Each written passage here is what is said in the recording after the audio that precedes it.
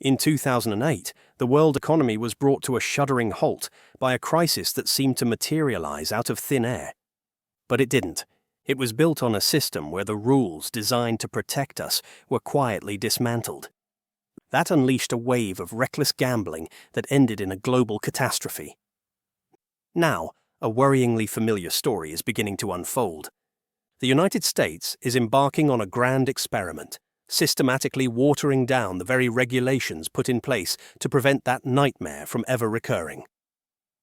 While Washington promises an economic boom, other world powers are looking on with something closer to horror, tightening their own rules and bracing for the fallout.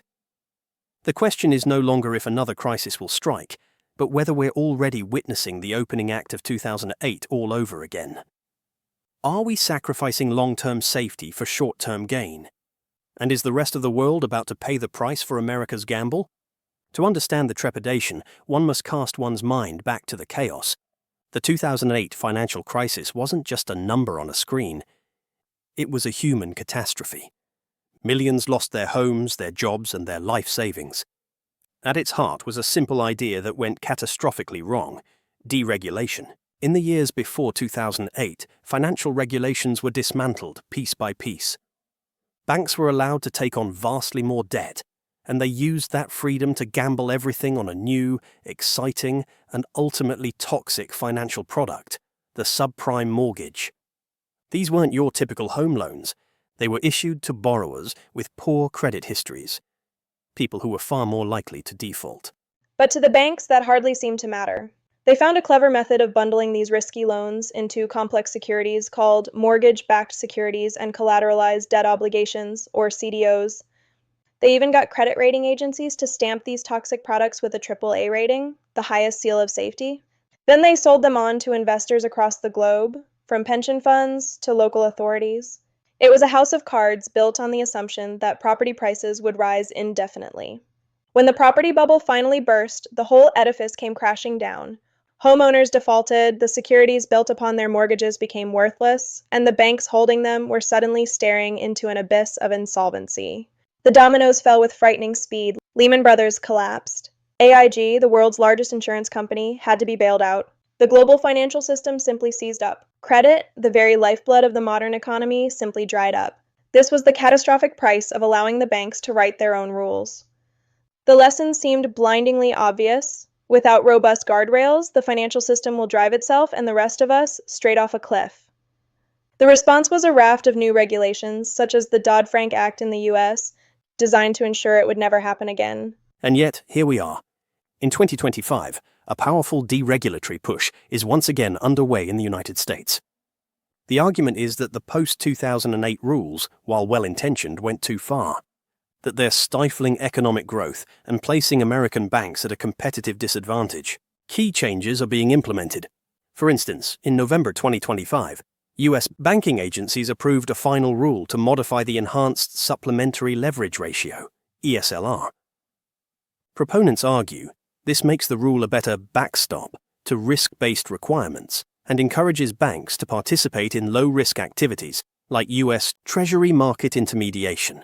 This change is estimated to reduce Tier 1 capital requirements for the largest bank-holding companies by about $13 billion, or less than 2%.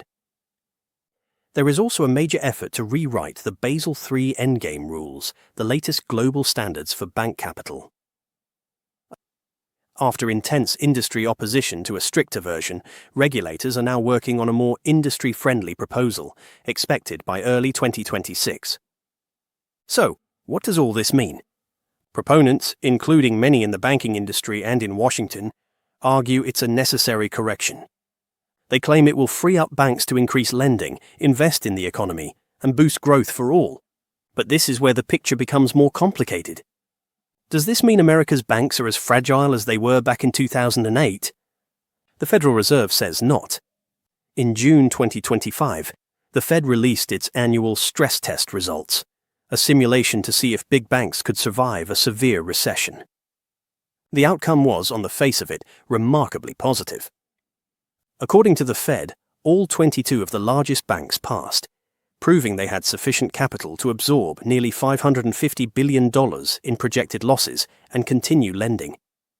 The official report stated these banks remained well capitalized and resilient. This has created a fierce debate.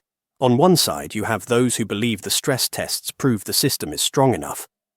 On the other, critics, including some within the Fed itself, are raising serious concerns. After the leverage ratio was relaxed, Fed Governor Lisa Cook voted against the move, warning it will lead to an economically significant reduction in the amount of capital held by the subsidiaries of large banks. She cautioned that a series of well-intended, individually reasonable actions can nevertheless result in disproportionately large reductions in overall capital that can reduce the resilience of the system. This is the very heart of the debate. Do you trust the stress tests that declare the system safe, or are you concerned that history is repeating itself? I'd be very interested to know what you think, so please leave a comment below. It's a question that divides the experts, and your perspective is important. While America forges ahead with its experiment, much of the rest of the world is not on board. In fact, many are heading in the opposite direction, creating a perilous split in global financial policy. The European Union, for example, is bolstering its banking regulations. Haunted by its own debt crises and wary of instability from overseas, European regulators are focused on keeping capital buffers high to ensure their banks can weather global shocks.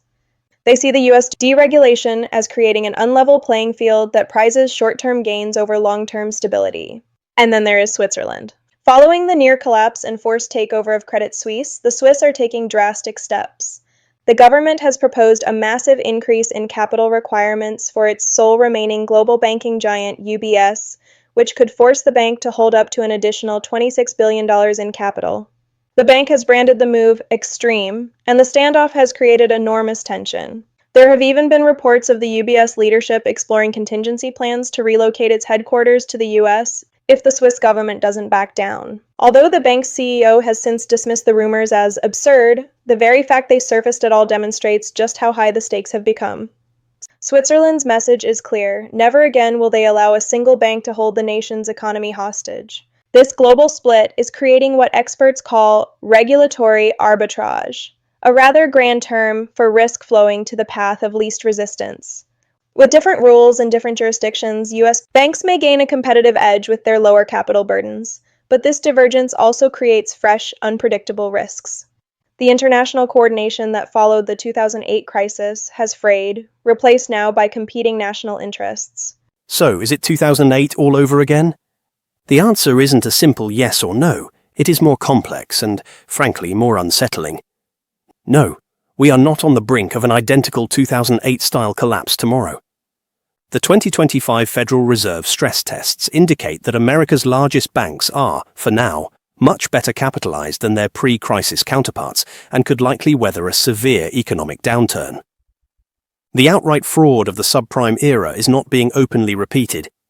However, to suggest there's no danger would be dangerously naive. The ghost of 2008 is not in the specific details, it's in the mindset. It is the creeping belief that we have conquered risk.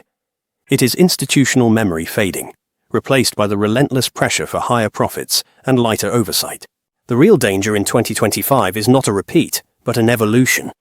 This great American bank experiment is creating a new kind of fragility. While the US is relaxing its rules, Europe and Switzerland are building their walls higher. This divergence is not merely a policy debate. It is actively creating instability. It encourages banks to shop around for the most lenient regulator and concentrates risk in new and unforeseen ways. The 2008 crisis taught us that the greatest threats are often the ones you don't see coming, born from a system in which everyone believes they are safe. Today, the US is betting its economy, and by extension the world's, on the idea that this time it's different, that a more relaxed system can be both profitable and safe, but an experiment by its very nature can fail. And when the subject is the global financial system, the consequences of failure are catastrophic.